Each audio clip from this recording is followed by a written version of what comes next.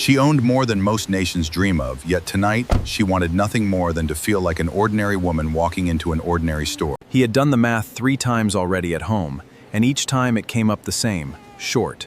Not by much, just enough to matter. In a room full of strangers, humiliation has a way in 2 people back in line. A woman worth billions felt some wounds never fully close. They simply wait, quietly, for a moment brave enough to reopen them. She had spent 5 years building walls no one could climb. Tonight, for a stranger and his daughter, she was about to tear one down. What she said next would change 3 lives forever.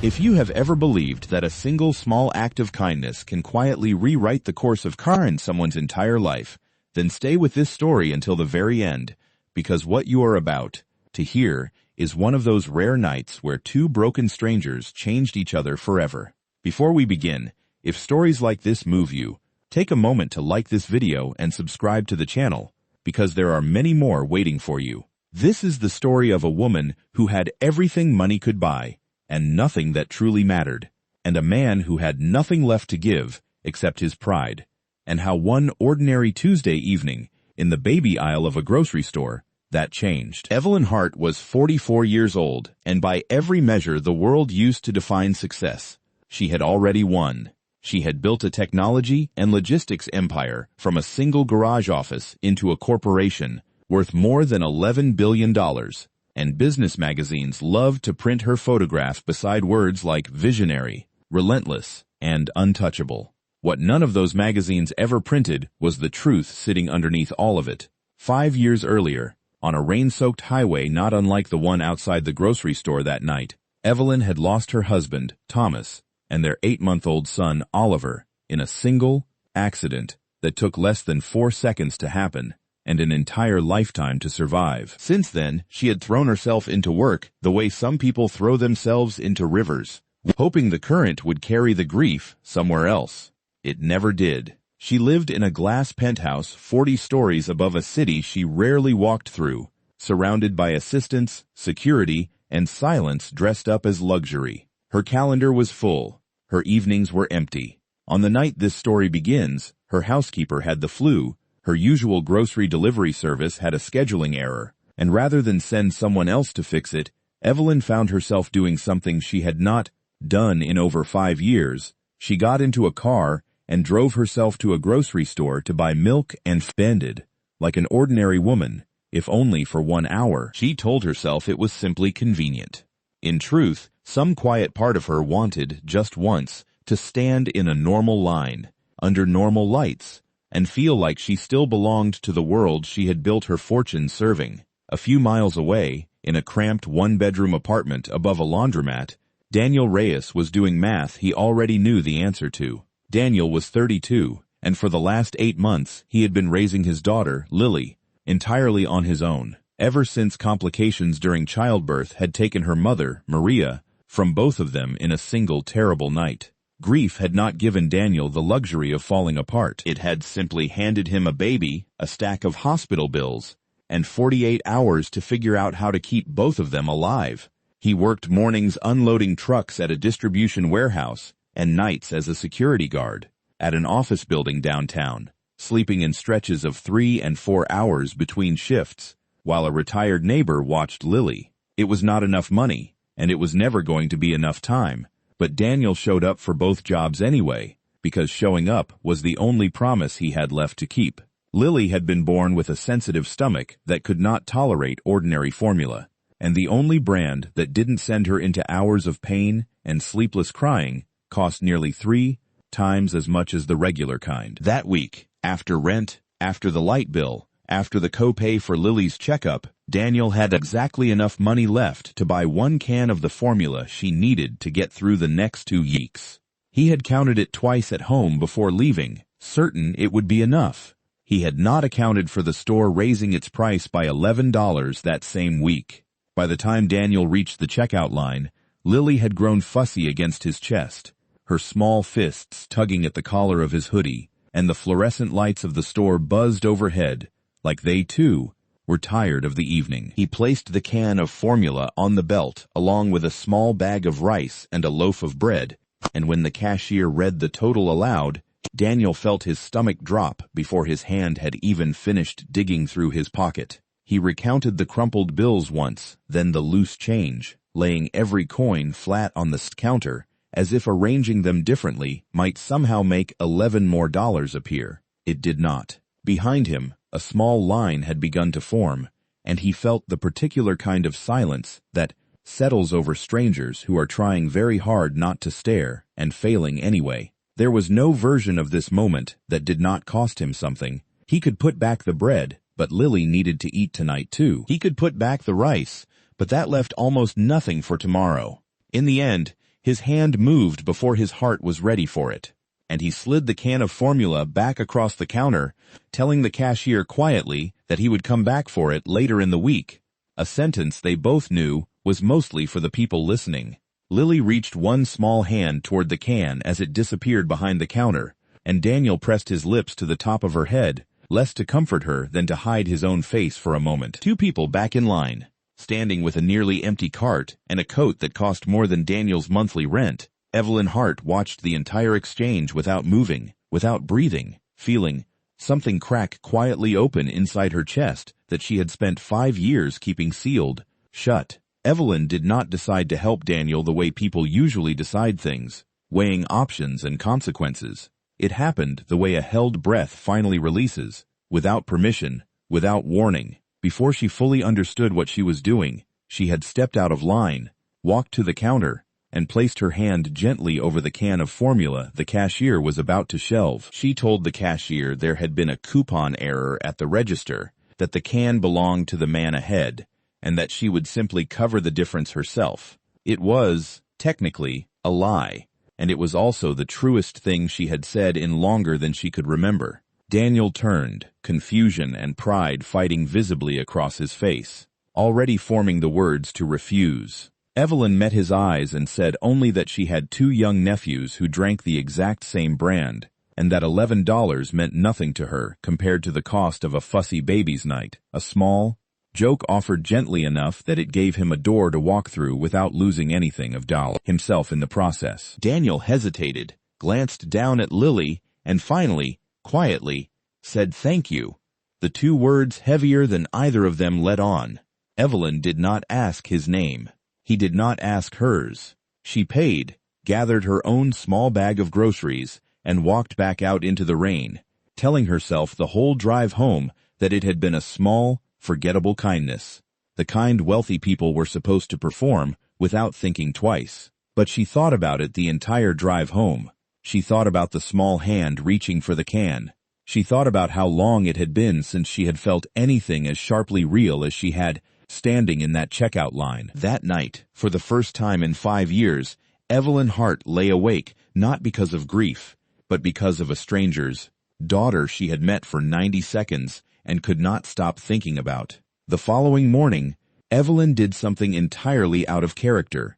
She asked her assistant, a sharp and quietly loyal woman named Rosalind, to find out which grocery store that had been, and whether the man with the baby was a regular there. It took Rosalind less than a day to learn his name, Daniel Reyes, and only slightly longer to learn the shape of his life. 2 jobs, no family nearby, a daughter with a medical need that outpaced his income by design rather than accident. Evelyn told herself she was simply making sure a stranger's baby had enough formula, nothing more, and she arranged for a standing order to be quietly delivered to Daniel's building twice a month, paid for through an account tied to nothing that could be traced back to her name. She did not want thanks. She told herself she did not even want to be known. But 3 weeks later, she found herself parking outside the same grocery store on the same night of the week, telling herself it was simply on her way home, though her penthouse was in the opposite direction entirely. She saw Daniel again by an accident that was not really an accident,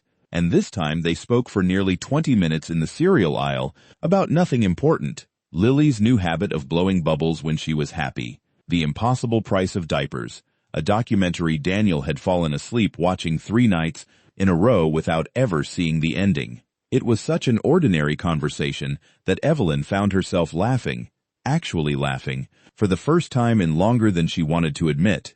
Daniel did not know she owned half the city's skyline. He only knew her as Evelyn, a tired woman who apparently also enjoyed grocery shopping alone in the evening, and for reasons she could not fully explain even to herself, she found she preferred it that way.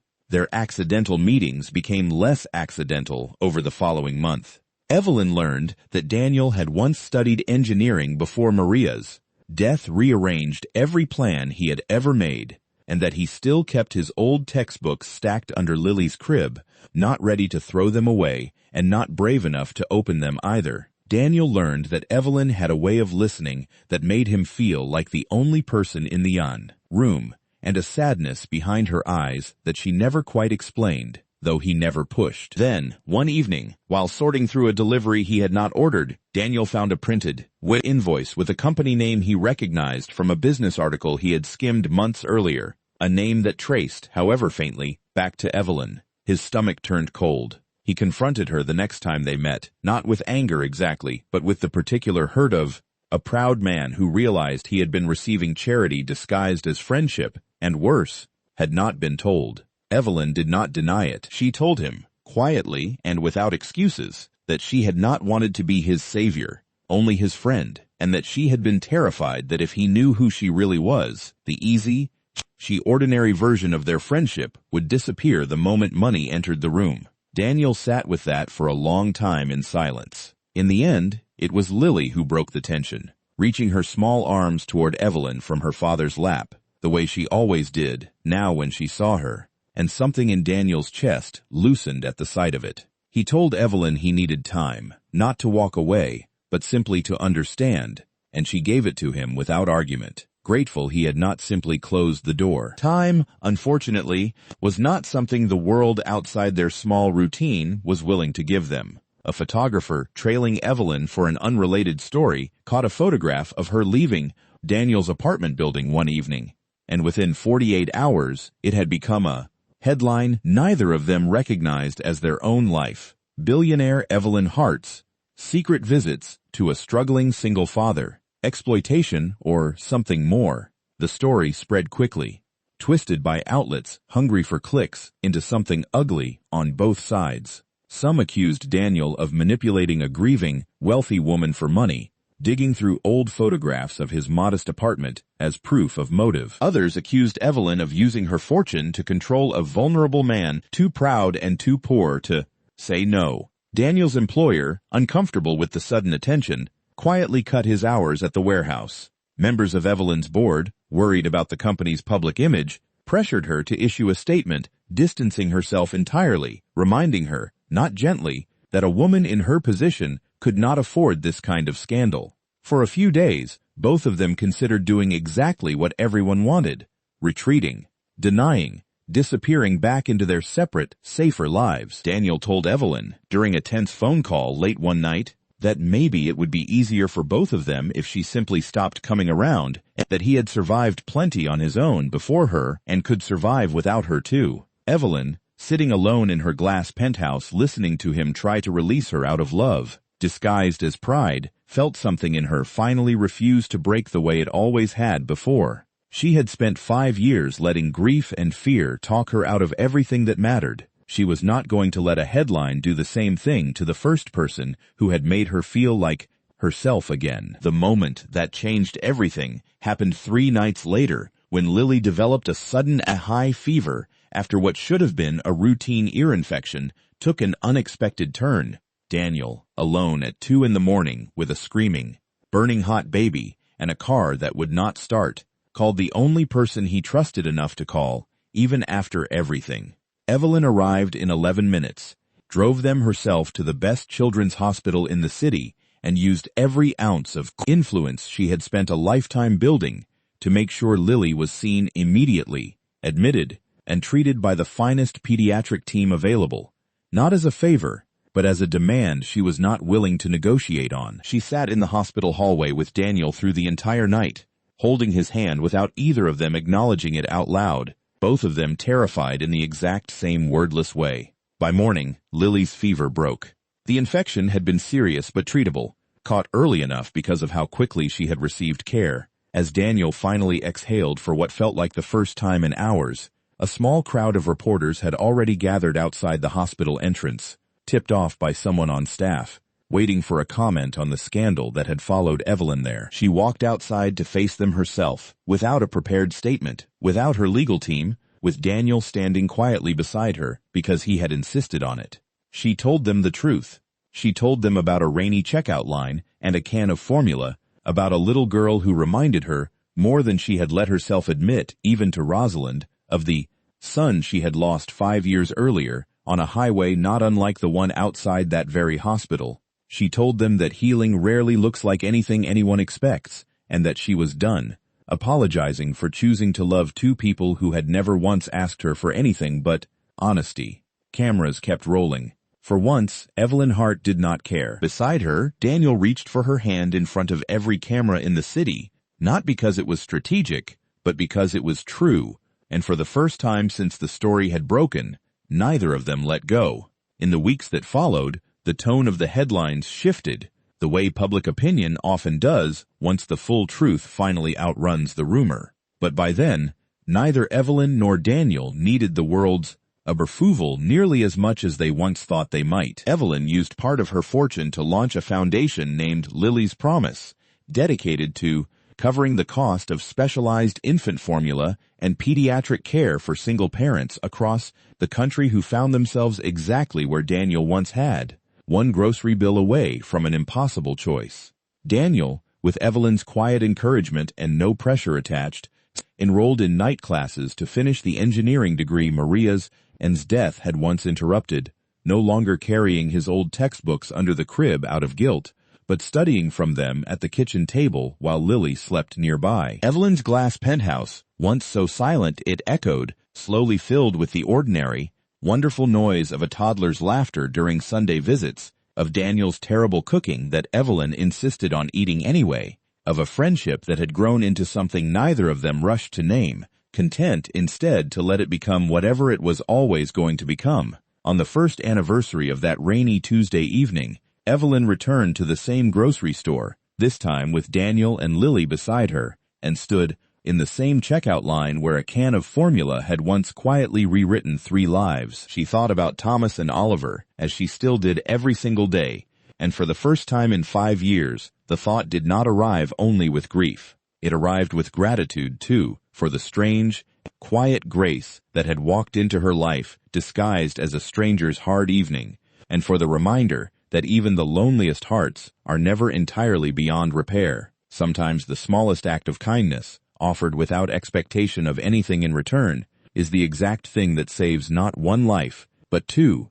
And if you have ever doubted the power of a single small choice made with an open heart, let this story be your reminder that it is never, ever too late to choose kindness.